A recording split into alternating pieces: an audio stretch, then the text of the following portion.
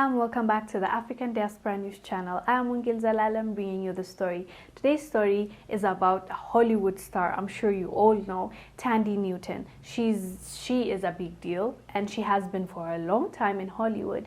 I didn't even know that. She's half Zimbabwean, half British, and her actual name was Thandie, but it turns out it was changed throughout her career to Tandy because of a mistake producers made during, I believe, her first movie. So when she did her first movie, it was written that way because of a mistake, and she went with it because she said in the first place that Hollywood scene was for white people, and for her to just stick with her own name meant that she has to be considered as the other actress, not part of the actress clique because she's a minority, because she has a different name, she's black, so she wanted to fit in, so she let it slide and she continued with that name that the producer that gave her, Tandy. That's what everyone knows her by.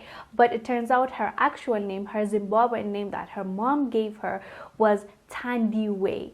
And she said now is the time for her to reclaim her own name and take it back, and she wants to revert back to her Zimbabwean name, and she wants to be proud of it. And she was asked why now, you know, after all these years, why did she feel the need to go back to her actual name? She said it is because now she feels like there's a space for black people, and there's a space for her to own her African side and not be ashamed and have the name in full and not feel like she is not in the right place, because she says she feels like she belongs now that Hollywood is inclusive, I guess. So she says she's very comfortable now and she wants to go back. It's a good thing, right? In the first place, I don't want to be too judgy because I know how it feels to just people keep asking you, what is your name again? Pronounce it again. So I'm not hard on people, because what you don't know, you don't know. You know, if you've never heard my name, if you've never heard an Ethiopian name, I don't want to hold you accountable and say you should say it the right way. I mean, you should make an effort. You can listen to how I said and try to say it the right way. But if you can't, to be honest, I'm not that hard on people. People might say, why would she just let it go? Why would she just leave her name behind and go with the producer's mistake for all these years and act like that's her name and just go with it, right? People might judge her and might say, why didn't she own herself back then and who she is now, when it's cool to, you know, have an African name or be black in Hollywood industry, she wants to claim it.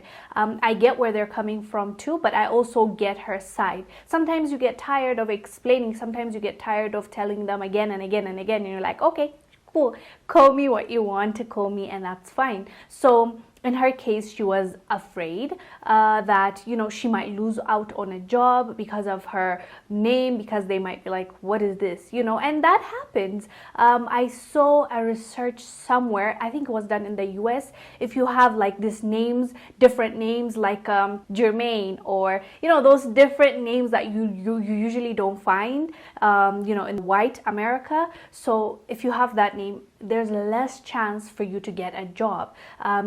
They might not even pass you for the interview to see you, to give you a chance. So most people, you know, whiten their name or whitewash it, if you want to call it, so that it's presentable and they get a call at least once to prove themselves. So it seems like she just wanted to stay in that industry and she didn't feel comfortable enough. She was very young then, and she was like, okay, at whatever cost, I want to get those jobs, I want to get my money, and that's why she let it happen. But now that she's older, she's braver, and also she's seeing that it's okay to be black, and it's okay to have a different name. Even if people can't pronounce it right, it's still your name. Changing your name is a big deal in my opinion. So I'm glad, at least at this point, that she came into the realization that I want to own it.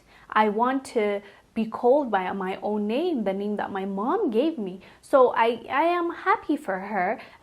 You might say it took time. Yes, it took time, but at the end of the day, we're all humans, and she needed those jobs, and who knows, maybe she wouldn't have had those jobs if she hadn't changed it. But it's it's totally her journey, and I don't want to be hard on her, but at this point in time, it is good, in my opinion, that she is claiming it and she's reverting to her own name, and that's a wonderful thing, in my opinion. Anyways, guys, I want to ask you, have you faced this? Even being a black person in America, or black person in UK, black person in Spain, do you feel the need to, you know, whitewash your name or how you approach people because you don't want to be, you know, put in a box and you just go with the flow? Let us know down below. I am Wongel Zelalem, bringing you the story. I will see you on the next one. Bye.